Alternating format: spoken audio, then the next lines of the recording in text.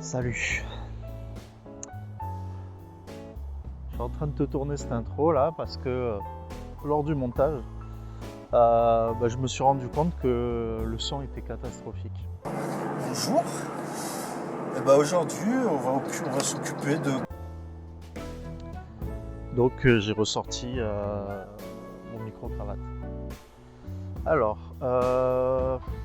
la vidéo du coup là que tu vas regarder traite de l'isolation du toit. Je sais pas encore qu'est-ce que je vais garder comme bande son et tout ça. Donc tu verras bien. Je vais sûrement faire beaucoup d'accéléré parce que je suis en train de gratter le toit et tout. Comme tu peux le voir, on a viré, j'ai viré les vieux lanterneaux. Ça, je vais te montrer. Amuse-toi bien. Bonne vidéo.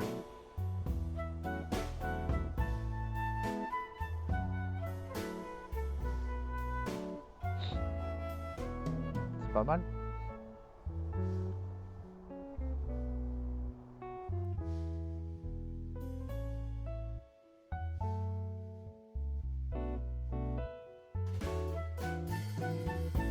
Allez, time-lapse.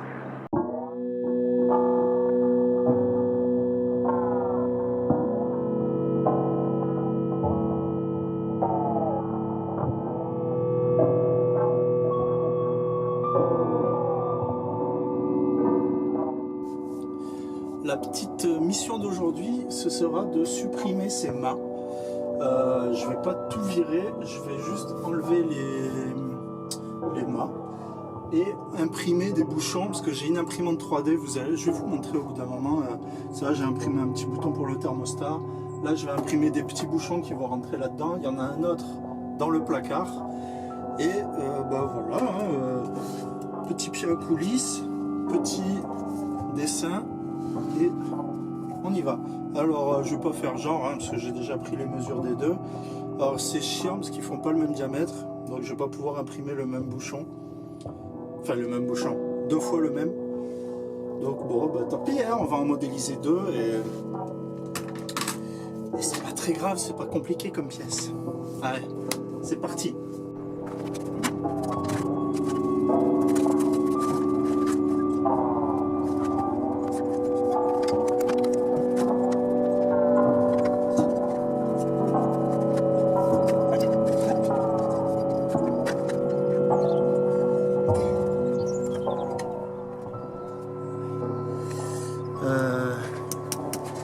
Celui-là, c'est lequel?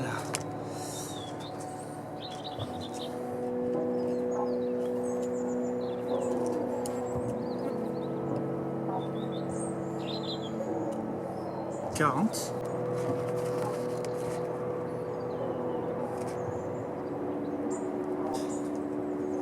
On va prendre un diamètre 100.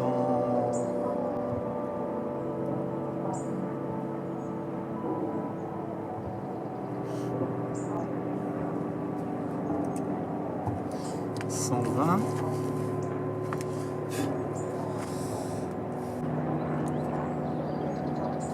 Et tac, tac. On va faire un petit chapeau.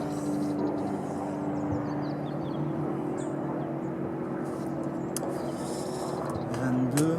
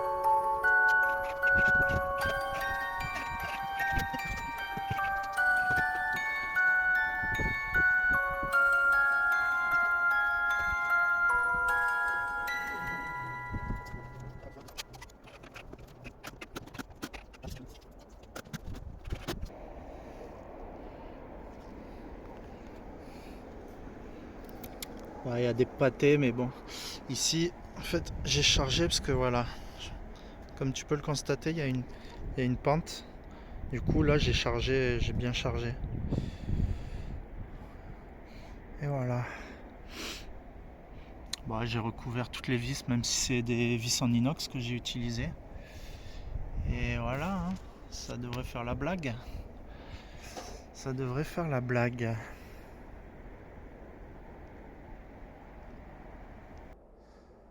Voilà qui conclut cette vidéo sur un peu l'étanchéité du camping-car. J'ai pas eu le temps de tout finir et de tout, surtout tout bien vous montrer parce que j'ai eu une bonne crève cette semaine. J'ai eu 4-5 jours de bonne fièvre. Donc, petit résumé. J'ai posé une plaque en aluminium ici avec l'aide de mon beau-père parce que, comme vous pouvez le constater, quand j'ai enlevé le lanterneau, c'était bouffé. L'aluminium était complètement bouffé. Donc, on va poser une plaque, on va redécouper pour reposer un lanterneau.